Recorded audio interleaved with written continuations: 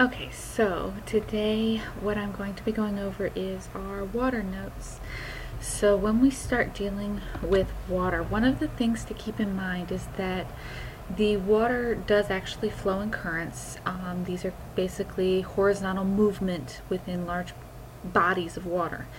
And the currents are kind of like the wind of the ocean.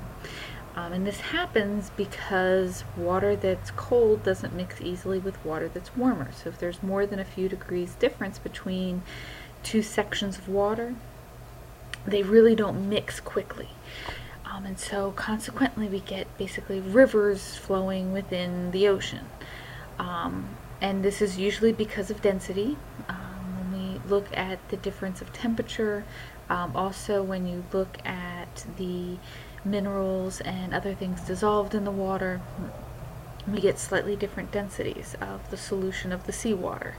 Also, wind can also cause currents to occur along the surface. So if you have a very strong wind, it causes a current running along that surface portion. Now, what these currents do is they actually move the water, and it's really, really important because otherwise all of that warm water would stay near the equator. Instead, that warm water actually is able to move all over the globe. It's why the Atlantic Ocean is not frozen over as you get closer to the Arctic Circle. It's why England and Sweden and Norway are not basically in a Siberian temperature, is because we have that warm water coming up from the equator. So like the Gulf Stream is the one that hits Europe. And so if the Gulf Stream wasn't there, a lot of Europe would be basically in a deep freeze. So those are currents. Now, when we look at currents, they move very similarly to the air currents, and they basically make these big circles moving away from the equator, and they make a loop. And that loop goes counterclockwise in the southern hemisphere and clockwise in the northern hemisphere. And basically what it does is it actually carries that warm water up along the coasts, and then it picks up the cold water from the Arctic, brings it back down. This is why the water along California is actually really, really cold. It's why you see most of the people in the water when you think of California. Most of the people there are surfers in the water, and they have wetsuits on because it's actually way colder than the Atlantic Ocean is.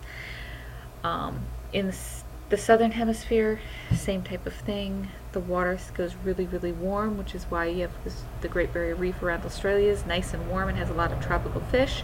But if you go in the waters right off of South America, you are not going to find nearly as much nice, pretty fish. It's very, very diverse. It has a lot of life. Colder water actually has a lot more life than that warmer Caribbean look. It's just harder to see because you actually have enough algae and plankton that you get the kind of greenish tone to the water because of the algae and the phytoplankton that are in it. That's why the waters in the bay are not that crystal clear. There is pollution as well, but even with no pollution, the water wouldn't be crystal clear like you see in the Florida Keys because there's more life there. You have the actual phytoplankton. So this is what our currents kind of look like here. Now, when we talk about currents, one of the things that always comes up is El Nino and La Nina. And that's because the ocean makes these giant circles, and for the vast amount of time, those circles are very predictable. They're always the same direction, and the water sends a lot of that heat that's captured around the equator. It sends it actually up into the atmosphere, and as it goes up in the atmosphere, it's that water vapor evaporating, and so we end up having a lot of energy in the clouds. It's where we get a lot of our thunderstorms, etc. The El Nino, or Southern Oscillation, or ENSO, occurs occasionally, and basically what it does is it shifts the atmospheric pressure, and instead of having the circulation go in the one direction, it switches directions. And when this happens, we get very, very different weather patterns. Now, when you look at an El Nino, So most of the time, if you look at the picture here, the winds are constantly blowing to the east across the Pacific Ocean. And what this does is it piles that warm water up over across the Philippines and Indonesia. And that warm water going over here actually kind of squishes the cold water across the floor of the Pacific Ocean and causes this cold upwelling, this cold water to actually come up from below at the bottom of the ocean, and it actually stirs up a lot of the sediment, and we have this nice push up of sediment filled water that's really nutrient rich, and we get a lot of life from that. It's really important. It's why a lot of our fisheries are in the Pacific, right off California. That's why we get a lot of our fish and seafood there. That's where it is. We have all that nutrient there. When El Nino comes along, what actually happens is the winds blow the other direction. We don't get this strong easterly wind going across the Pacific Ocean, which means you don't get the upwelling. You don't get the warm water being pushed to Indonesia. You don't get any of this. And so consequently, the equatorial winds weaken. The water flow actually switches. Instead, we start having the water not having the upwelling. The warm water actually can flow eastward and just be this nice big thick layer of warm water, which really creates these kind of dead zones. Most sea life doesn't like it to be really, really warm. What ends up happening is most of the South American and California fisheries, we have major declines. They don't have a lot of fish there. A lot of the fish move on. You have big die-offs because they aren't getting their nutrients. You don't have a lot of the phytoplankton there. In the U.S., we get a lot warmer and drier winters in the north because you're not getting this kind of thermocline causing the air to flow along the current of the coast of California. But in the west, you have all this warm water and it's just kind of sitting there. It's not moving a whole lot, and so we've got a lot of evaporation, and this is when you get the major flooding in Southern California, etc., where it gets really, really wet. They aren't really prepared for it. You get a lot of the mudslides during El Ninos. Now, La Niñas are the exact opposite. This is when we have a even stronger, so this is our normal. We have these constant eastward winds. It piles up a little bit over by Indonesia. This is their cyclone season. They really do anticipate it. They count on having this wet season. Across Indonesia, you have a wet season and a dry season, not summer, winter, fall. In a La Nina, what's happening is you actually have it pushed even harder across, and this is when we get really, really, really extreme storms and extreme flooding in Indonesia, and we get even drier issues across Southern California and New Mexico, etc. And so that's the La Ninas, is a more extreme of the normal situation, whereas El Nino is a flip-flop of the normal situation. Alright, so when we talk about water, we also have to go through and make sure that we mention the water cycle, or the hydrological cycle. This should be really familiar. We start talking about this in elementary school. Basically, we have evaporation, condensation, and precipitation. But with this, we also have a couple extra steps. So when we go through, you also have uptake. Uptake is when the plants bring the water up out of the soil. You have infiltration. That's when the water actually goes into the soil. We have a lot of water that stays here in the groundwater, and it just sits in aquifers instead of evaporating back out. The kind of classic elementary school one is basically between the air and the ocean, where we have evaporation from the ocean, condensation happening in the clouds, and then precipitation. As soon as we start dealing with plants in the ground, etc., we add in infiltration and uptake. You also start seeing things like runoff. So when the water is running down hills into rivers and streams, we refer to that as runoff. And then we also have extraction, which is from humans when we dig wells and we pull the water up and out. So that kind of gives you an idea. Precipitation is any water falling. It doesn't have to be rain. It can be snow, ice, anything, including fog.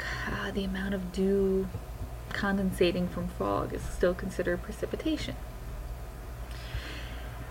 Now, as far as what humans do, one of the really big kind of issues humans have is we kind of mess the water cycle up. We do a lot of stuff that freezes points in the water cycle. We dam a lot of our rivers, which stops the runoff from going back into the ocean, but it also increases the amount of evaporation that can occur because it slows the water down and it gives it more time to actually go down through the ground, so we get more infiltration. Anytime we alter the surface in the vegetation, as soon as we take down trees and tear up the grass or put in concrete, we increase runoff and erosion.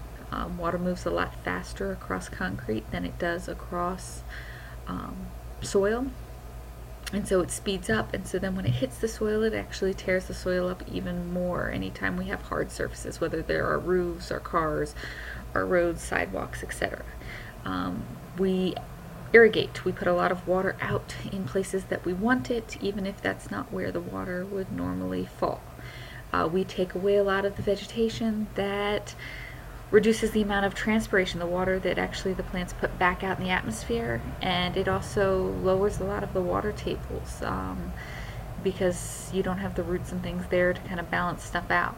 We put a lot of pollution, which changes the precipitation.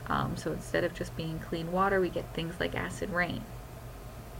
And overall, the other thing that is really the biggest issue is we pull all of the groundwater out.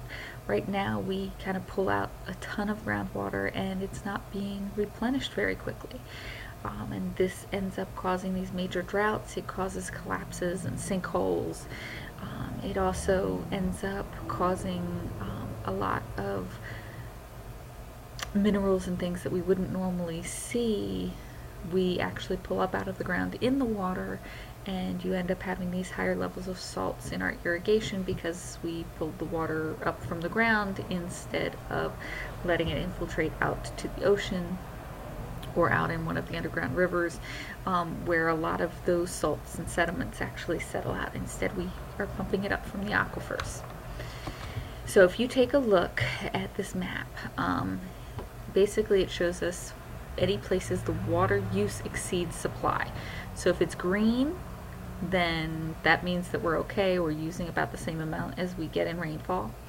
Any place that is yellow, orange, or red shows areas where there's more water used than what is falling. So we're actually overusing here. The areas of white basically are areas that there's not really any water being used. These are areas where there's very little human habitation, usually because of a desert-like atmosphere. So if you look right along here is the Sahara. If we look at the outback of Australia, up at Greenland, these are all areas with very, very little human habitation, and so we don't really use much water, and there's not much water that falls. Same thing if you look down here at Antarctica. So basically what's happening is we deplete a lot of our groundwater. It's really easy to deplete. The groundwater doesn't refill very quickly. Basically we have to wait for rain to filter down through lots and lots of layers of soil and bedrock. As aquifers become depleted, the water tables drop, so you have to dig even deeper to get wells. If you're near the coast, the salt water from the ocean actually will spill into the aquifer because there used to be fresh water there, and now it's a big empty hole, so the water will just kind of flow in from the ocean. You get sinkholes, so if there's no water there holding the earth up, then suddenly you get a sinkhole. You just kind of, the earth that was being supported by some of that water, which is incompressible, now can fall through. You also have areas that are sinking. Places like Venice and Mexico City, they actually are slowly sinking, and your wetlands dry up, which is really important because those wetlands actually control a lot of the pollution control. They deal with a lot of the erosion, and they deal with storm surges if you're along a coast. The Olagawa Aquifer is the world's largest aquifer. It's actually in the U.S. It's under the Great Plains of the U.S. The Olagawa is a Sioux tribe. That's what it's named after. and it's huge. It actually covers from South Dakota all the way through New